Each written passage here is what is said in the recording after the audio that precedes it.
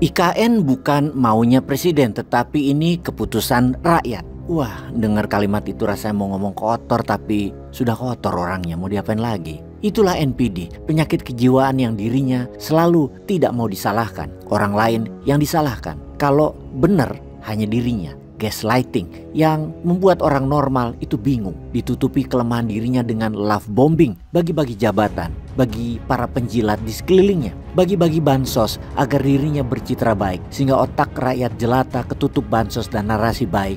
Mereka berkomentar, dia baik kok, ini gue dapat beras, dikasih bansos sama dia. Pak, Bu, bansos itu bukan dari presiden, itu dari pajak rakyat, itu negara ngutang, utang negara yang harus kalian tanggung. Presiden bagi-bagi itu cuman pencitraan, karena dengan memberi diharap kalian mencintainya dan memilihnya. Sesungguhnya dia memanipulasi otak kalian.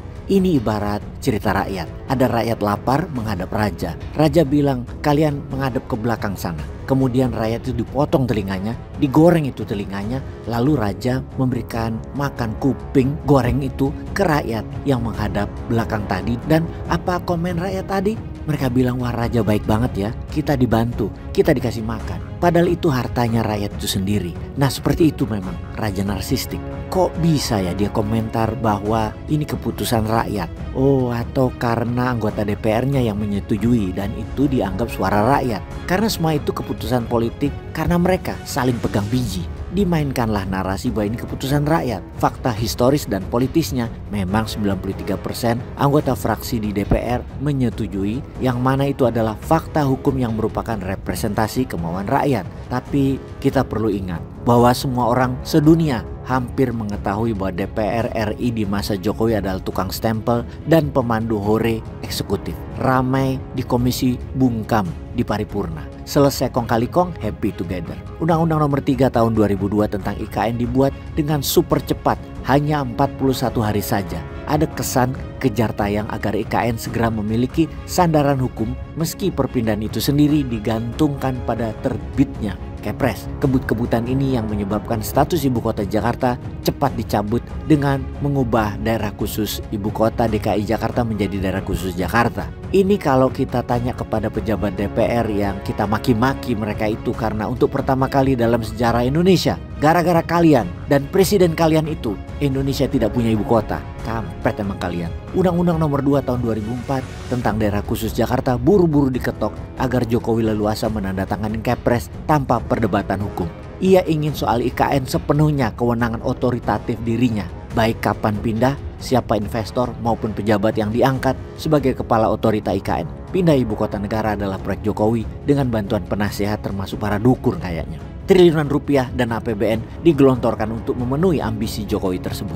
Kini menjelang akhir jabatan, target untuk pindah gagal dipenuhi. Jokowi tidak menandatangani Kepres karena memang nyatanya belum siap untuk pindah. Jokowi mencari celah untuk melepas tanggung jawab. Satu-satunya pihak yang bisa dikambing hitamkan adalah DPR. Narasinya adalah pindah ibu kota itu kemauan seluruh rakyat. Asu, dalah. Begitulah karakter presiden yang selalu cari kambing hitam, tidak mau disalahkan dan gemar membolak-balik informasi. Kita juga semua tahu soal pindah IKN itu kemauan dan ambisi dari Jokowi untuk alasan legacy, mistis, atau alasan yang tidak logis lainnya yang banyak. Segala kritik baik terkait naskah akademik, pembebasan lahan, hingga sumber pembiayaan itu diabaikannya. Apapun keberatan tersebut, proyek IKN harus jadi. Sekarang muncul dagelan baru bahwa proyek IKN adalah keputusan seluruh rakyat. Rakyat mana, Cing? Mungkin rakyat Tiongkok ya, seperti Rempang dan PIK 2 yang demi rakyat diberi status proyek strategis nasional. Maka IKN juga menjadi jualan Jokowi ke Tiongkok. Dokumen komitmen Chengdu bersama Xi Jinping masih tersimpan rapi. Bukti bahwa Jokowi bukan bekerja buat rakyat, tetapi kepentingan tertentu, dan sudah jelas itu. Mengalihkan kegagalan pada keputusan seluruh rakyat menunjukkan bahwa Jokowi mulai frustrasi kayaknya. Tak ada harapan lagi soal IKN.